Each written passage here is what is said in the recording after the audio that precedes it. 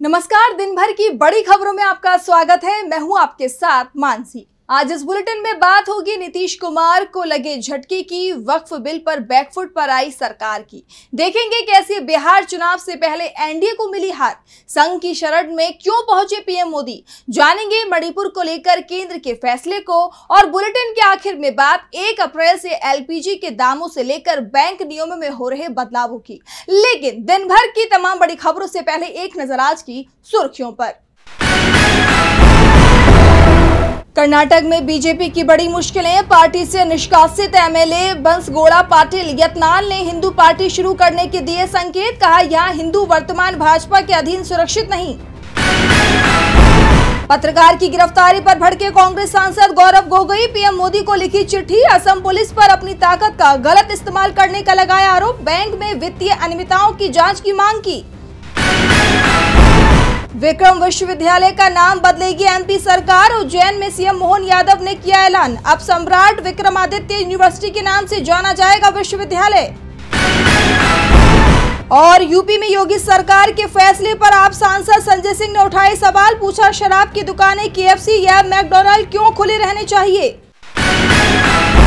ये तो थी सुर्खियां। अब बात आज की सबसे बड़ी खबर की। बिहार में विधानसभा चुनाव की तैयारियां तेज हो गई हैं। चुनाव इसी साल होने हैं और इसी के चलते बीजेपी नेताओं के दौरे तेज हो गए हैं। अमित शाह 2 दिन के बिहार दौरे पर पहुंचे, बीजेपी नेताओं के साथ बैठक की, एनडीए नेताओं के साथ भी चर्चा की, लेकिन जेडीयू को शाह से जो उम्मीद थी उसे अमित शाह ने तोड़ दिया। तो आखिर क्या है पूरा मामला, जानने के लिए देखिए ये रिपोर्ट। बीजेपी नेता और केंद्रीय मंत्री अमित शाह 2 दिन के बिहार के दौरे पर थे। उन्होंने कई कार्यक्रमों में हिस्सा लिया। बिहार के सीएम नीतीश कुमार ने भी लंबे समय बाद अमित शाह के साथ मंच शेयर किया। नीतीश कुमार ने अमित शाह के सामने एक बार फिर कहा कि 2 बार वो गलती कर चुके हैं, इधर उधर चले गए थे, अब वो गलती नहीं करेंगे, साथ में ही रहेंगे। नीतीश को उम्मीद थी कि अमित शाह भी उनकी सीएम उम्मीदवारी पर मुहर लगा देंगे। जेडीयू की तरफ से तो पहले से ही साफ कर दिया गया कि नीतीश ही सीएम उम्मीदवार होंगे, लेकिन बीजेपी हाईकमान ने अभी तक नीतीश की सीएम उम्मीदवारी पर अपने पत्ते नहीं खोले हैं और अमित शाह ने भी ऐसे संकेत नहीं दिए कि बीजेपी सीएम पद जेडीयू को सौंप सकती है। शाह ने कहा कि इस बार का विधानसभा चुनाव एनडीए पीएम मोदी और बिहार के सीएम नीतीश कुमार के नेतृत्व में लड़ेगा, लेकिन एनडीए की सरकार बनने पर सीएम कौन होगा, इसे लेकर उन्होंने चुप्पी साध ली।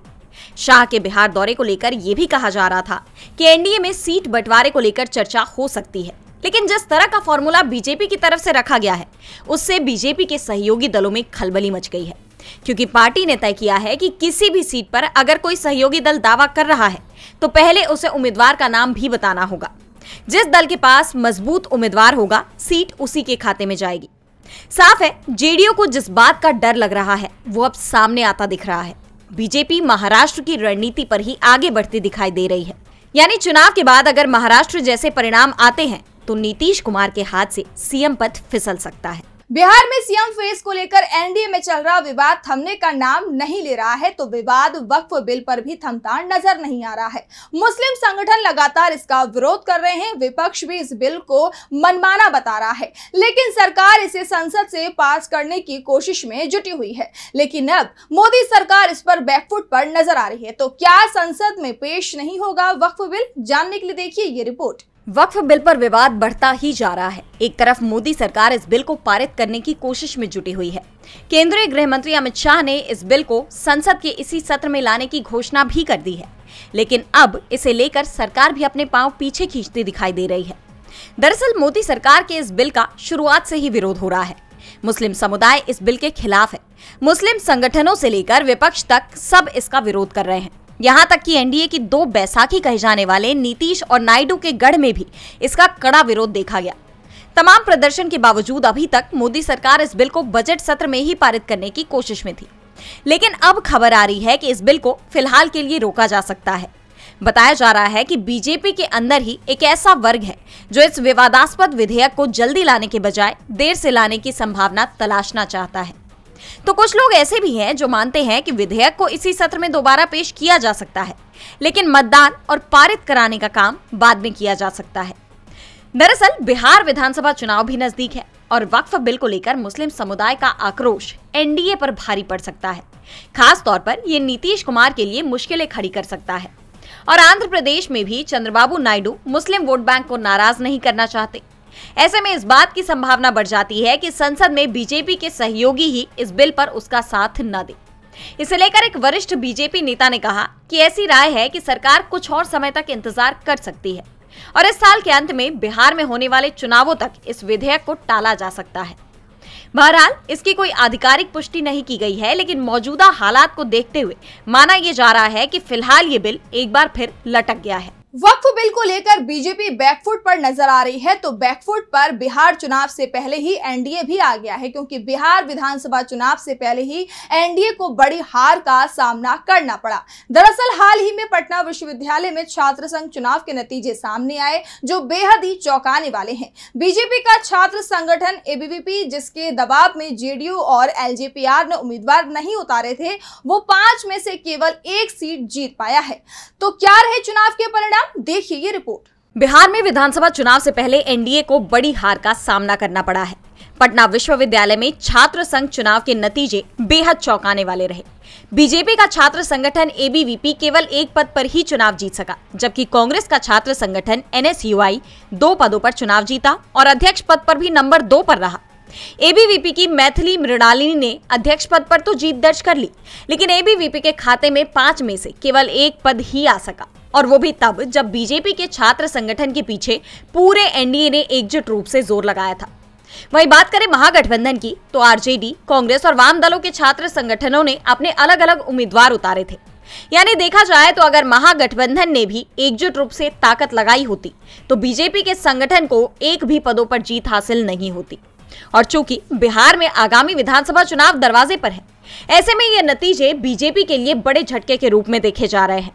कहा यह जा रहा है कि विधानसभा चुनाव से पहले छात्र संघ चुनाव ने बीजेपी यानी कि पूरे एनडीए को आईना दिखा दिया है। आपको बता दें कि इस बार छात्र संघ चुनाव में महिलाओं का दबदबा रहा। अध्यक्ष पद पर मैथिली तो उपाध्यक्ष पद पर निर्दलीय उम्मीदवार धीरज कुमार ने जीत हासिल की। वहीं महासचिव पद से निर्दलीय सलोनी राज जीती है। इसके अलावा एनएसयूआई के रोहन सिंह ने संयुक्त सचिव और एनएसयूआई की सौम्या श्रीवास्तव ने कोषाध्यक्ष पद पर जीत हासिल की है। पटना यूनिवर्सिटी के चुनाव में बीजेपी के छात्र संगठन की हार ने पूरे एनडीए को बेचैन कर दिया है, तो बीजेपी और संघ के साथ चल रहे टकराव को लेकर भी पार्टी के अंदर बेचैनी बढ़ती नजर आ रही है। इस टकराव के बीच पीएम मोदी नागपुर संघ मुख्यालय पहुंच गए। पीएम मोदी के नागपुर में संघ मुख्यालय जाने पर कई सवाल खड़े हो रहे हैं। तो आखिर क्या है पूरी खबर, आइए देखते हैं इस रिपोर्ट में। बीजेपी अध्यक्ष के चुनाव को लेकर इस बार आरएसएस और बीजेपी के बीच ठन गई है और इसी के चलते 4 महीने से बीजेपी अध्यक्ष का चुनाव लगातार टलता आ रहा है। संघ और बीजेपी हाईकमान अपने अपने पसंद पर अड़े हुए हैं।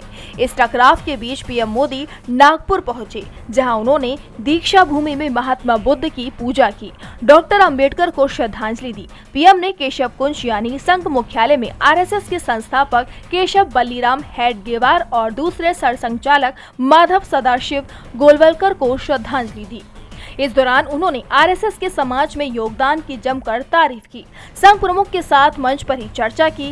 कहा जा रहा है कि संघ और बीजेपी के बीच इस समय टकराव चल रहा है, खास तौर पर बीजेपी अध्यक्ष के चुनाव को लेकर। इससे पहले 21 और 23 मार्च तक बेंगलुरु में आरएसएस की प्रतिनिधि सभा की वार्षिक बैठक हुई थी, जिसमें मोहन भागवत ने बीजेपी अध्यक्ष जेपी नड्डा के साथ बैठक की थी और इसके बाद नड्डा सीधे पीएम मोदी से मिले थे। ऐसे में ये कहा जा रहा है कि भागवत ने अध्यक्ष पद को लेकर पीएम मोदी को भी संघ की पसंद बता दी है और पीएम मोदी को भी भागवत ने साफ संदेश दे दिया है। दरअसल मोदी के आरएसएस मुख्यालय में जाने के पीछे सबसे बड़ा कारण लोकसभा चुनाव में बीजेपी को मिली हार से भी जोड़कर देखा जा रहा है, क्योंकि लोकसभा चुनाव में संघ और बीजेपी के बीच मतभेद सामने आ गए थे और इसके बाद पीएम मोदी की तरफ से इन रिश्तों को दुरुस्त करने की कोशिश शुरू की गई थी और इसी के चलते संघ प्रमुख की सुरक्षा को बढ़ाया गया और अब खुद पीएम संघ मुख्यालय पहुंच गए हैं। लेकिन सवाल अभी भी उठ रहे हैं कि क्या पीएम मोदी संघ की पसंद को अध्यक्ष पद के लिए मंजूरी देंगे। अब पीएम मोदी का अचानक 11 साल बाद संघ मुख्यालय जाना सवालों में आ गया है, तो सवाल मणिपुर को लेकर भी उठ रहे हैं। मणिपुर लगभग 2 साल से हिंसा की चपेट में है, लेकिन राज्य के हालात सुधरते नहीं दिखाई दे रहे हैं। मणिपुर में सुरक्षा और कानून व्यवस्था की स्थिति को देखते हुए केंद्र सरकार ने बड़ा फैसला लिया है। तो क्या है पूरी खबर, आइए जानते हैं इस रिपोर्ट में। मणिपुर में जारी हिंसा को रोकने में राज्य और केंद्र सरकार विफल साबित हुई है। राज्य में हालात बिगड़ते देख राष्ट्रपति शासन लगाया गया था, लेकिन अब भी हालात सुधरते नहीं दिख रहे। ऐसे में अब केंद्र ने बड़ा फैसला किया है। केंद्र सरकार ने मणिपुर में सुरक्षा और कानून व्यवस्था की स्थिति को देखते हुए सशस्त्र बल विशेष शक्तियां अधिनियम यानी अफ्स्पा को 6 महीने के लिए बढ़ा दिया है। गृह मंत्रालय की ताजा अधिसूचना के मुताबिक मणिपुर राज्य को 1 अप्रैल से 6 महीने के लिए फिर से अशांत क्षेत्र के रूप में घोषित किया गया है। हालांकि 5 जिलों के 13 पुलिस स्टेशनों के अधिकार क्षेत्र में आने वाले क्षेत्रों को इस आदेश से बाहर रखा गया है। गृह मंत्रालय द्वारा जारी अधिसूचना में कहा गया है कि मणिपुर के कुछ क्षेत्रों में अशांति और हिंसा के हालात को देखते हुए ये कदम उठाया गया है। अफ्स्पा के तहत सशस्त्र बलों को किसी भी संदिग्ध व्यक्ति को गिरफ्तार करने, तलाशी लेने और अगर जरूरत पड़े तो गोलियां चलाने का अधिकार है। इस राज्य में कानून व्यवस्था को बनाए रखने और शांति सुनिश्चित करने के लिए ये शक्तियां महत्वपूर्ण मानी जाती हैं, खासकर ऐसे वक्त में जब राज्य में अलग अलग उग्रवादी समूहों और अलगाववादी गतिविधियों का सामना किया जा रहा है। हालांकि जनता अफ्स्पा का विरोध कर रही है। नॉर्थ ईस्ट के 3 राज्यों में केंद्र सरकार द्वारा लगाए गए अफ्स्पा ने एनडीए सरकार पर ही सवाल खड़े कर दिए हैं। खास तौर पर मणिपुर में चल रही हिंसा का मामला सरकार की मुसीबत बना हुआ है, तो मुसीबत दिल्ली हाईकोर्ट के जज यशवंत वर्मा की भी कम होती नहीं नजर आ रही है।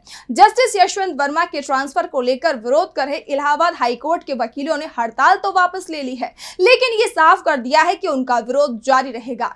तो क्या है पूरी खबर, आइए देखते हैं इस रिपोर्ट में। इलाहाबाद हाईकोर्ट के जस्टिस यशवंत वर्मा के तबादले को लेकर चल रहा विवाद अब नए मोड़ पर पहुंच गया है। हाईकोर्ट बार एसोसिएशन के वकीलों ने उनकी नियुक्ति और तबादले को लेकर शुरू किया गया आंदोलन को जारी रखने का फैसला लिया है, लेकिन अपनी हड़ताल को फिलहाल स्थगित कर दिया है। इसके साथ ही सोमवार से हाईकोर्ट में कामकाज फिर से शुरू होगा। ये फैसला इलाहाबाद हाईकोर्ट बार एसोसिएशन के लाइब्रेरी हॉल में हुई कार्यकारिणी की बैठक में लिया गया। बैठक के बाद अध्यक्ष अनिल तिवारी और एल्डर्स कमेटी के अध्यक्ष टीपी सिंह ने इसका ऐलान किया है। उन्होंने कहा कि अधिवक्ता कामकाज करेंगे। हालांकि जब तक जांच कमेटी की रिपोर्ट सामने नहीं आ जाती तब तक ये आंदोलन जारी रहेगा। वहीं अब इस मामले में 31 मार्च से दोबारा जांच शुरू होगी। इस दौरान दिल्ली अग्निशमन विभाग व नई दिल्ली जिला के 25 से ज्यादा अधिकारियों व कर्मियों से पूछताछ कर उनके बयान दर्ज किए जा सकते हैं। जस्टिस यशवंत वर्मा के घर से बरामद जले हुए कैश के मामले में सुप्रीम कोर्ट द्वारा आंतरिक जांच रिपोर्ट को सार्वजनिक करने को लेकर राज्यसभा सांसद कपिल सिब्बल ने प्रतिक्रिया दी। उन्होंने कहा कि जस्टिस वर्मा प्रकरण में आंतरिक जांच रिपोर्ट को सार्वजनिक करने का शीर्ष अदालत का फैसला एक खतरनाक मिसाल स्थापित करता है। उन्होंने आगे कहा कि ये उनके विवेक पर निर्भर करता है और ये सही था या गलत ये तो वक्त ही बताएगा।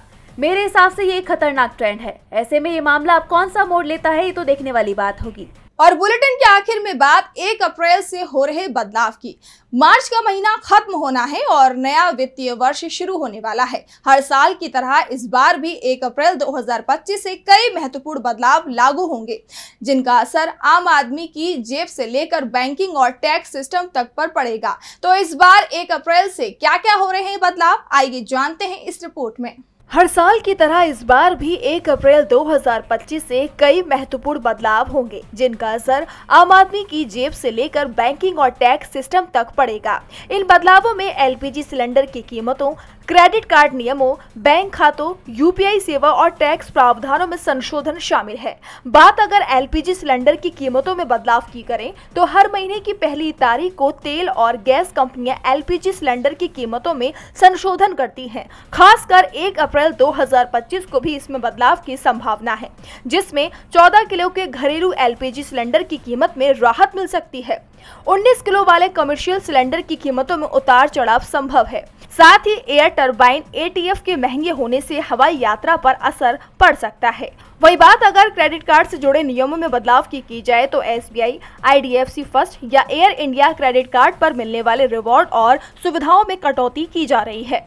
एसबीआई सिंपली क्लिक कार्ड पर स्विगी रिवॉर्ड को 5 गुना से घटाकर आधा कर दिया जाएगा। एयर इंडिया सिग्नेचर पॉइंट्स को 30 से घटाकर 10 किया जाएगा, जबकि IDFC first bank club Vistara milestone rewards बंद कर रहा है। इसी के साथ अगर आप लंबे समय से यूपीआई का इस्तेमाल नहीं कर रहे हैं तो आपका अकाउंट बंद हो सकता है। साथ ही आपके मोबाइल नंबर से जुड़ा यूपीआई अकाउंट लंबे समय से एक्टिव नहीं है तो उसे डीएक्टिवेट किया जा सकता है। तो बैंकों के सेविंग अकाउंट्स में न्यूनतम बैलेंस रखने के नियम बदले जा रहे हैं। एसबीआई, पीएनबी और अन्य बैंक सेक्टर वाइज न्यूनतम बैलेंस की नई सीमा तय करेंगे। खाते में निर्धारित न्यूनतम राशि न होने पर अलग अलग चार्ज लागू हो सकते हैं। वहीं वित्त वर्ष 2025-26 के बजट में सरकार ने टैक्स स्लैब में कई बदलाव किए थे जो 1 अप्रैल 2025 से लागू होंगे। 12 लाख रुपए तक का वार्षिक आय वाले व्यक्तियों को टैक्स से छूट दी जाएगी। वरिष्ठ नागरिकों के लिए ब्याज आय पर टीडीएस की सीमा बढ़ाकर 1 लाख रुपए कर दी जाएगी। किराए की आय पर छूट की सीमा बढ़ाकर 6 लाख रुपए सालाना कर दी जाएगी। तो आज इस बुलेटिन में इतना ही। आप देखते रहिए डीबी लाइव। नमस्कार।